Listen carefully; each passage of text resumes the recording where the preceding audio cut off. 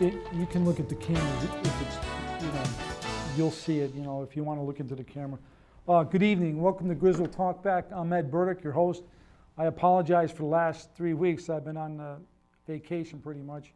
But tonight, Griswold Talkback, we're going to focus on a new group that's been composed of two old groups, if I can be correct in that characterization. And it's Save Pachaug Forest. And Pam, you've been on before, Pam Patalano. Why don't you introduce the groups of Save Voluntown and Save Griswold, Keep Griswold Quiet, or Keep Voluntown Quiet if I have mischaracterized those groups, and introduce the panel tonight. Well, first, my name is Pam Patalano, and I am a resident of Griswold, Connecticut, and one of the founders of the original group, Keep Griswold Quiet. And then we have Mike Lane, and he's a resident of Griswold. He's a homeowner, and he also has a horse farm, which is approximately half a mile from where the proposed range will be. And this is his wife, Sue Lane. She's also a resident of Griswold. And the same applies to her. She owns the horse farm. She's also a real estate agent. So she's going to add her knowledge of how that will be affected. And then we have Bob Penko, and he's a resident of Voluntown. Originally started the group Keep Voluntown Quiet. And so Bob is here to speak about that as a regional issue. And then we have Tracy Hansen. She is currently from Voluntown. She is one of the selectmen there, and she is also the candidate for first selectman. And so she's going to give us her views on that as well. Okay, Pam, thanks a lot. One of the questions I'd like to do is just remind my viewers, you can call in at 1-800-253-2285 or a local exchange number 860-440-3154. You can ask any questions, but I'm kind of really soliciting questions germane to the gun range proposal in Griswold. So if you're from Voluntown, Lisbon, Griswold, Borough of Druid City, or you're a state trooper and you really want to chime in, or you're someone from the state of Connecticut that's involved in this, please call in tonight and you can direct questions or provide information for the program. That said, I'm going to fire and ask a question to anybody that wants to respond. Last week, the town of Griswold had a couple of meetings, and basically the Board of Finance meeting I'm speaking about in particular, and they pretty much shot down, kind of like in a lame way, I would characterize it, a selectman proposal for $75,000 to help fund probably litigation expenses to fight the range in Griswold, or the siting of the range. Anybody want to take on that and give how the group feels about that? Well, I could start with that. Yeah. I was there at the meeting, and I think for us, we were there to support the the selectmen's proposal of the $75,000. Obviously, it wouldn't have gone to our group, but we wanted to see how the outcome was, and we were kind of disappointed because the Board of Finance was they just let the motion die. And nobody had any comments about it up there, and they all are residents of Griswold, and this range will affect every single one of them up there. So our disappointment was more the way they handled the situation and the way they treated the residents at that meeting. It was kind of like looking down their noses at us. So it was kind of like a slap in the face to everybody who was in that room. Well, I want to turn it over to some people that live by the proposed range in near Lee Road. In my understanding, Ms. Lane and Mrs. Lane and Mr. Lane, you live pretty close to the proposed range. Is that correct? Correct. Yes, some of my viewers from previous programs, when we've talked about this issue, a lot of the emotion gets to how close they are to the proposed range. You can hear it in their voices.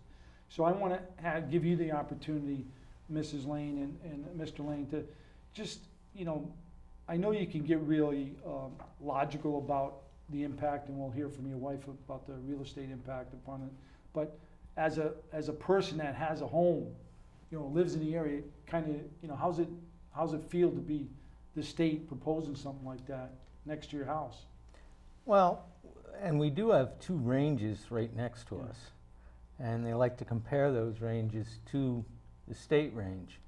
Well, today I was sitting out going over my notes from 8 o'clock this morning till 1 o'clock in the afternoon, I didn't hear one gunfire in that time. When the range comes in, it's going to be thousands of firings. So, and guns are loud. I own guns. I hunt. Yeah. It's going to affect our wildlife. It's going to affect the parks, the campsites all around the gun range. We have horses. We'll be riding our horses right up past this gun range. Yeah. And if anybody's ever ridden horses, they know How they a respond. single gunfire unexpectedly to them is, they'll throw you off the horse. Have you heard from your neighbors? What's their sentiments regarding the gun range? Most of them are against it. And what road do you live on again? Stonehill Road. Okay. In Mrs. Lane, I understand that you're involved in real estate, is that correct? That is correct, yes. Why don't you respond to the impact that comes up, or the adverse impact that's been articulated at some of the forums that I've been to when this issue comes up on the value of homes if this range comes through? Well, if the range is built, the homes, people who live in the homes are either going to be looking to sell their homes. Many have already started. Prices are going to go down. The values of the homes in the area are going to go down because nobody's going to want to be there in the forest where we are, where it was tranquil in the past, and it's no longer going to be. So once those homes start going down in values and they're sold, then it's going to affect the comps on any other home that sells within a 5 to 7 mile radius when you start comping homes. So we can end up down in Lisbon Yeah, okay. and comping in the areas, Plainfield, Lisbon. Are your colleagues, the real estate professionals in this area of Griswold and Voluntown, what have they been saying about the proposed gun range? To be honest, I haven't spoken with a lot Okay. of them. I was just curious. We got another series of people from Voluntown, so why don't you articulate to someone like myself and my viewers of the program, how were you successful in getting the state to move off the Voluntown proposal so quickly? Well, if I may, Yeah, I'd like to address something else first. Go ahead. All right, and you know, I'm a retired federal law enforcement officer. I fully support the idea of the state police here in Connecticut having an adequate and, you know, a top-notch facility for their training. I've spent a lifetime of being on gun ranges throughout this nation in my career with the federal government. 25 years. I know the eruptive noise that comes out from a police shooting range. You wind up with like 15 people on the line, and they go, okay, you know, 20 shots in 16 seconds. Boom, boom, boom, boom, boom, boom. You know, there's a reload in there, so there's a little pause, boom, boom, boom, boom, boom. Yeah. And it's just a constant barrage of eruptive noise. That is, you know, the state has been saying that, oh, the state forest will buffer the sound. We look at it from the viewpoint that this is the largest state forest we have in the state of Connecticut. We are in a very, you know, per square acre, high density population. This is a kind of special place that should be preserved for people to enjoy nature. It's just, I'll put it this way, it's as close as a national park as we get. And the idea... Well, I'd like to push back a little bit on the Mhm. high density thing, because other people, and probably the Department of Administrative Services and the police, DEP or whatever, Mhm. they're gonna probably say it's probably less dense than other areas of Connecticut. John, what do you say to that? I mean, Well, no, I'm saying, but our visitors, as Tracy was talking about, are the people that come, that make up a big economic backbone of Voluntown, are people from throughout this densely populated state Okay, I that see, are coming okay. to visit a quiet place in the quiet corner, and the state is now Yeah. looking to disrupt So all if they that. change the characterization or the nature of that area they're coming to for recreational or tourist reasons, you're probably undercutting economic vitality to Voluntown and Exactly. surrounding areas. And you know, the premise is that the state forest should not be used to buffer the noise. The state forest should be buffered from noise. Good point. to- I mean, with regard to your, your previous question, I would just say that the citizens of Voluntown mobilized very actively. And, we reached out to people when we identified some of the sites that were proposed in Voluntown. There were 3 sites in Voluntown. And, Who proposed those sites? I'm just curious. well, the 'cause- state soliciting process just went out, and anybody who owned some acres of land that met their minimum criterion. Did the could town then offer- leaders assist in that responsive? Because the nature of my understanding of Griswold's, it was more of a coordinated thing with the selectman's office and the planner putting together a package of options for Griswold going up. I suspect in the town of Voluntown that our first selectman had proffered up some recommended properties that could have been considered for the state's use, and Okay. directed the state to talk to those landowners.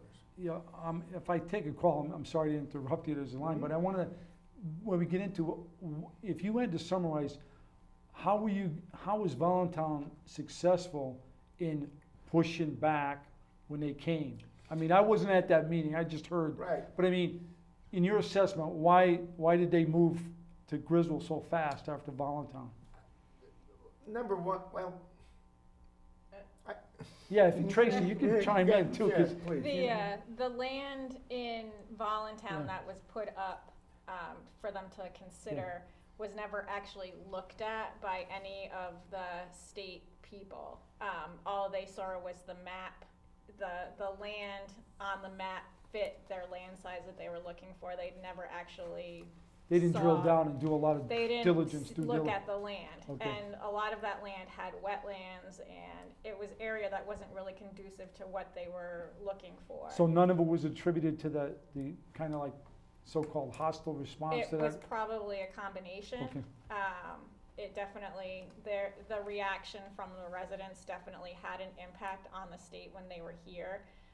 But also they hadn't actually looked at the land, they just looked at the map pieces of it. And from my opinion, was that the area in Griswold, that there were a couple of properties in Griswold that were also on the table at the Okay, same time. And that property was more to what they were looking for. Also, as far as one of the things that the state was looking for was access, on and off access to a major highway.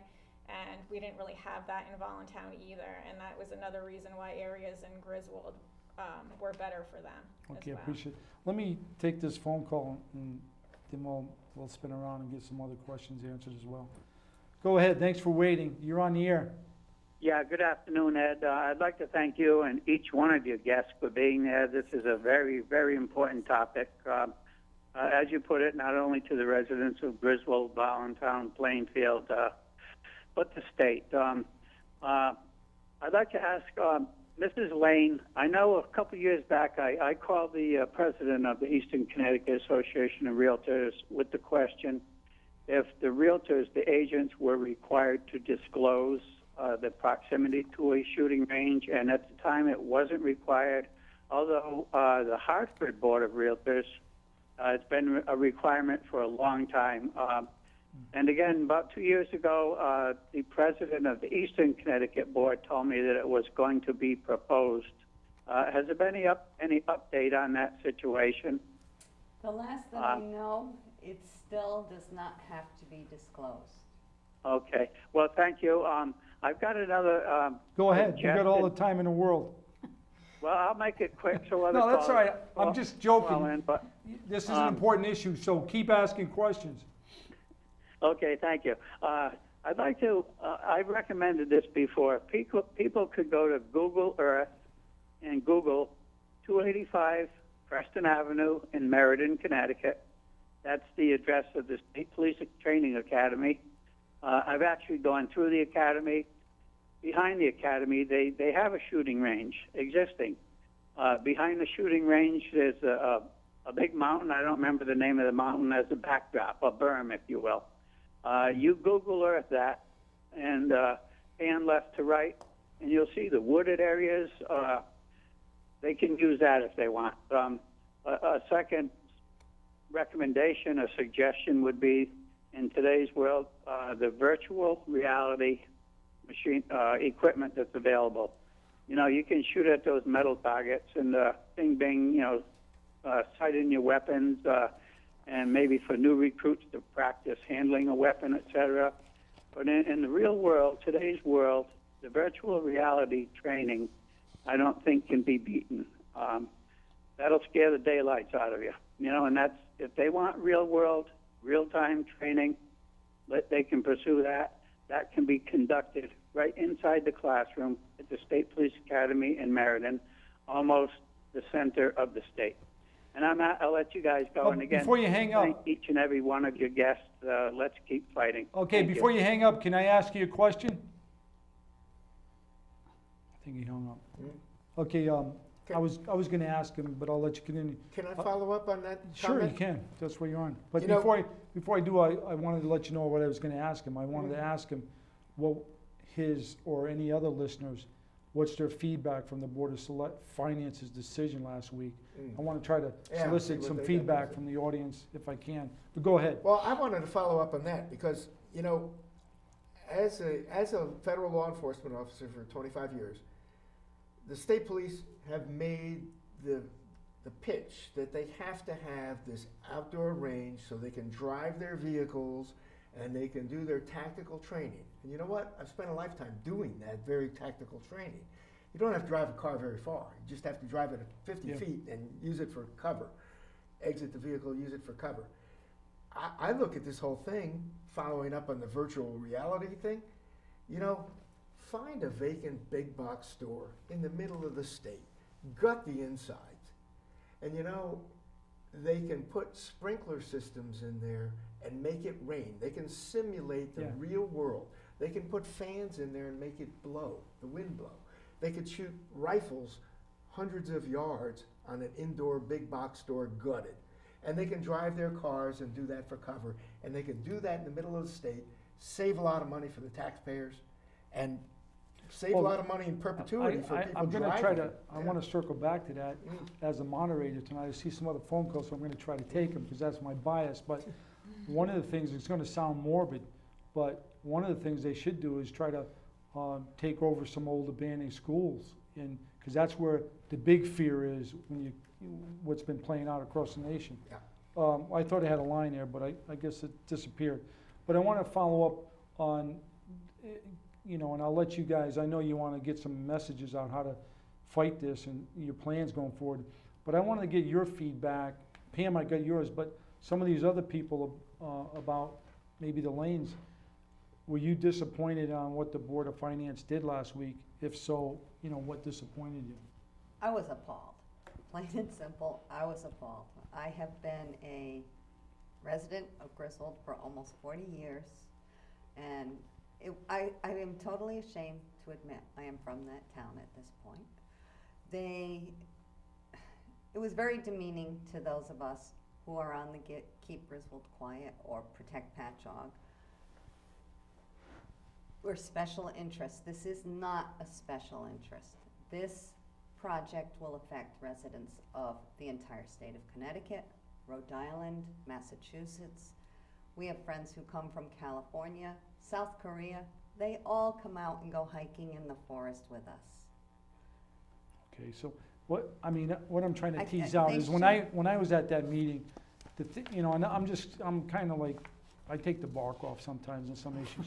But the thing that stood out to me was they weren't even properly dressed.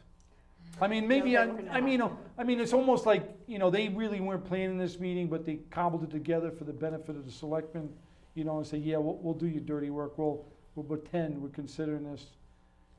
What do you say? Am I off base there? No, No. bathing suit?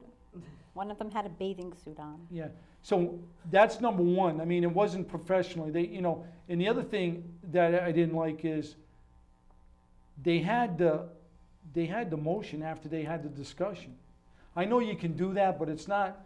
I'm more a stickler for process, because what they did is and it was smart the way they did it. I give them credit for doing it, because they got to get out, but no one had to go on record of voting it down. You know what I mean? It kind of fell like it wasn't a second motion. So, but everybody got in their chimes, their digs, but they didn't have to reflect the potential voters in the future, like who was for it and who was against it. Right. It never really, and the people in the room, maybe not the rest of the town, were really cognizant of, that they were pretty much all against, except for the people that didn't speak. There was two people that really didn't get on the substances. One gentleman on the far right as you're facing it, and then Mr. Davis kind of was non-committal, you know, as from my point of view. What do you say about that? I mean, when other issues come up at the request of the selectmen, it seems like the process is a little different. That's what stuck out to me, you know? For me, I thought it was already all predetermined. Yes, They had an absolutely. agenda of their own, they knew somebody would make a motion, Yeah. and nobody even looked up. They just all had their heads down, staring at the table.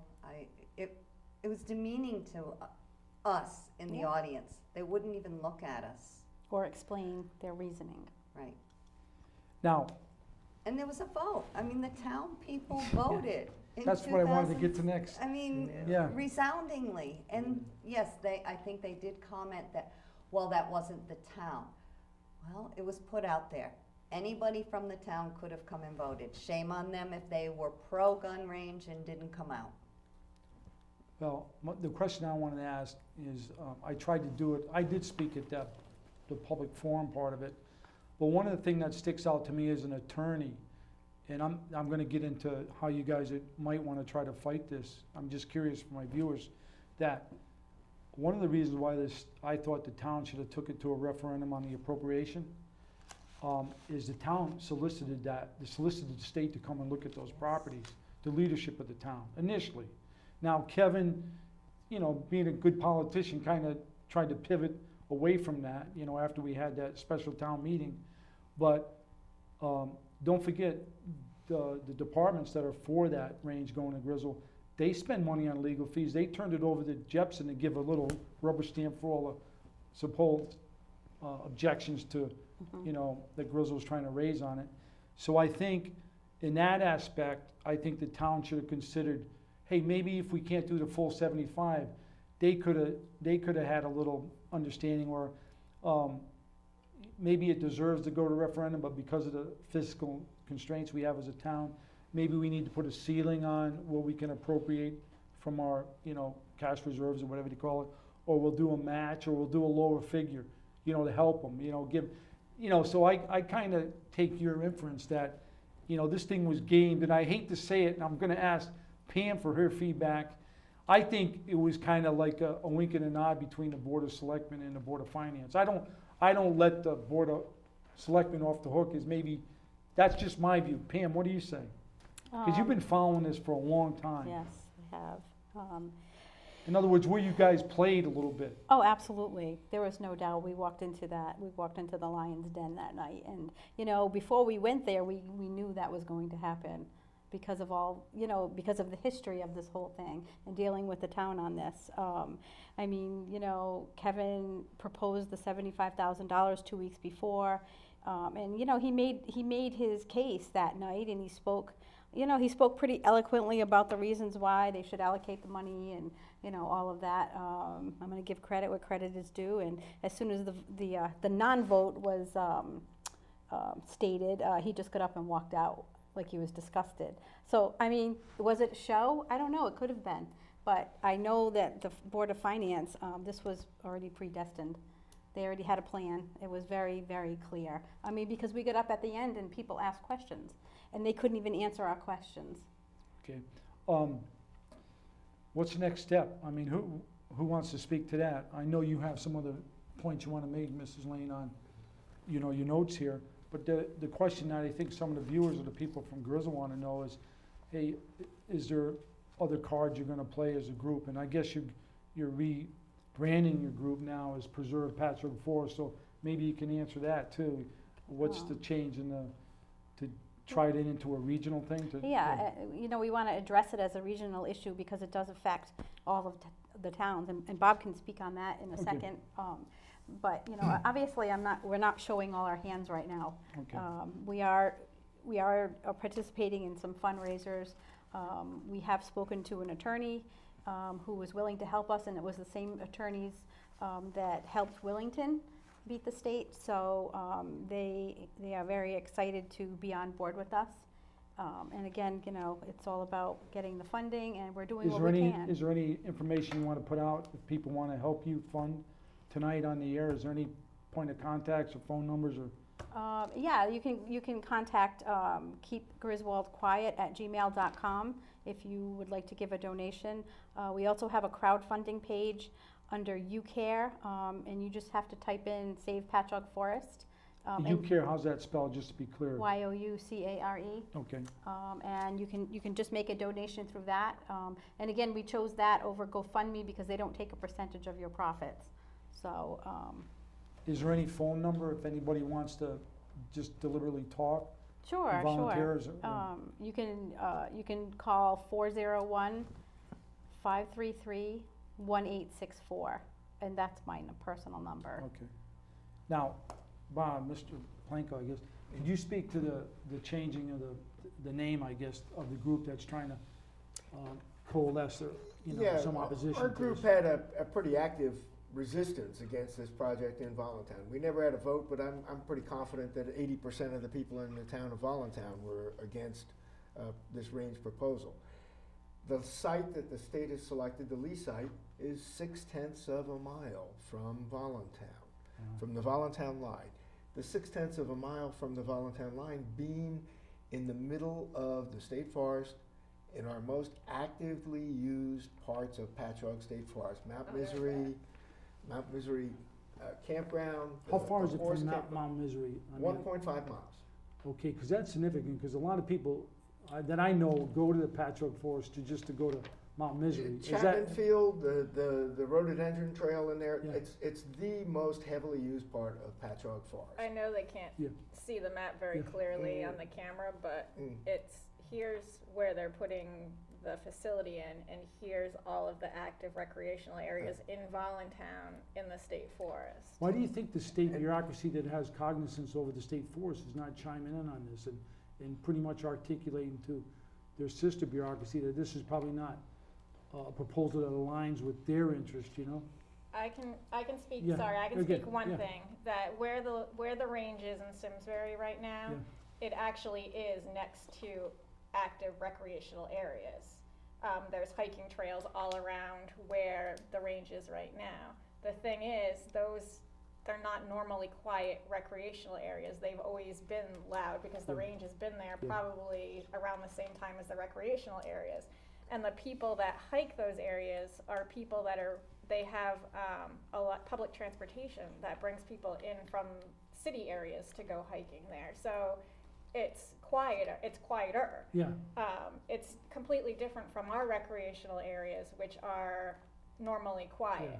So No, they're not, but they're not why is- understanding wh- that. I guess what gets me is, like, let's say I was a deputy commissioner or commissioner, and there's this proposal out there, and I look at my charter as a head in my department, saying, that's a good or an inconsistent activity next to what I'm chartered to or responsible for being a steward of.